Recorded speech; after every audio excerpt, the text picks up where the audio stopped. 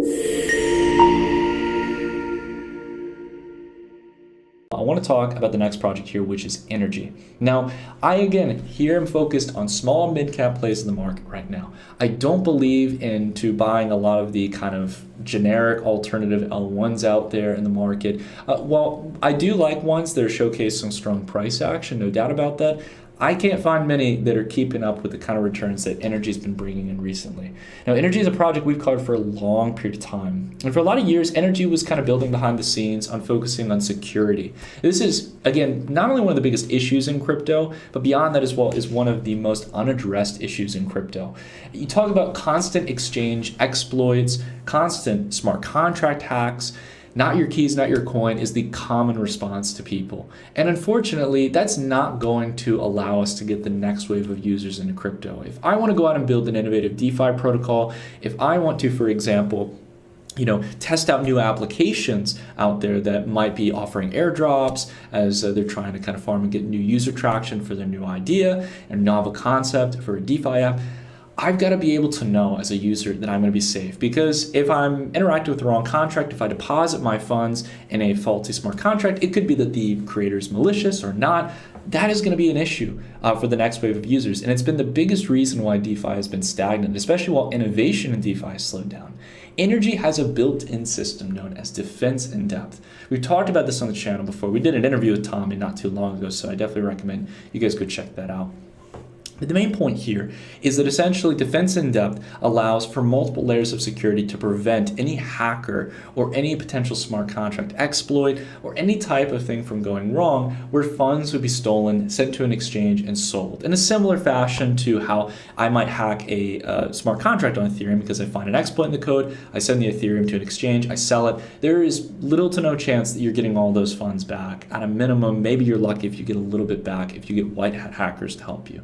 There have been billions of dollars lost this way. However, this just simply can't happen on the Energi network, and here's why. Because if I were to, for example, be a hacker who found a bug in a smart contract on the Energi network, similar to how I could have found a smart contract exploit on Ethereum or Optimism or Arbitrum or Binance Smart Chain, I may be able to exploit that contract in the short term and withdraw the Energi to my wallet address.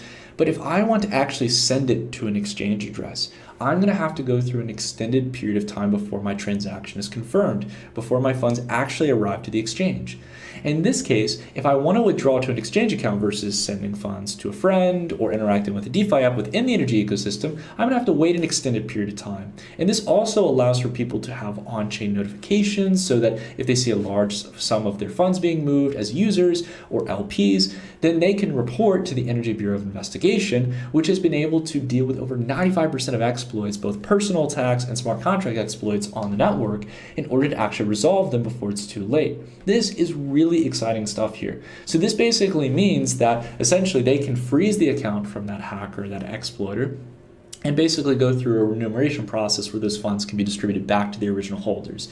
It allows for early stage innovation. It allows for people to essentially utilize applications, new novel applications, without having to worry about losing all of your funds. It's almost like a sandbox for new great concepts in the crypto space. And similar to Andre Cronje, who really kind of pioneered a lot of the DeFi movement in 2020, he had pioneered this idea of basically deploying into production because no one utilizes test nets. It's very difficult to get traction for new ideas when people aren't able to really kind of test around in the real market with real funds.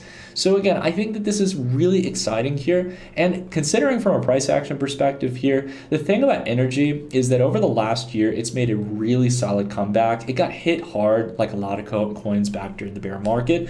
But what I really like seeing about Energi is it's providing some of the best returns at any of the L1 or L2s that I'm watching on my radar, and is keeping up and outpacing Bitcoin as well as Ethereum, which is definitely important if we're going to be betting on these plays over the next couple of months into an altcoin cycle. So definitely keep Energi on your radar, guys. I've been tracking it and talking about it here on this channel since back in 2018 because I knew Tommy was building on this behind the scenes, and I'm really excited to see them start to shine and start developing out their ecosystem even more beyond some of the applications they've already built, like GMI or Gonna Make It, which is their NFT platform, as well as Energiswap, which functions very similar to Uniswap or other automated market makers.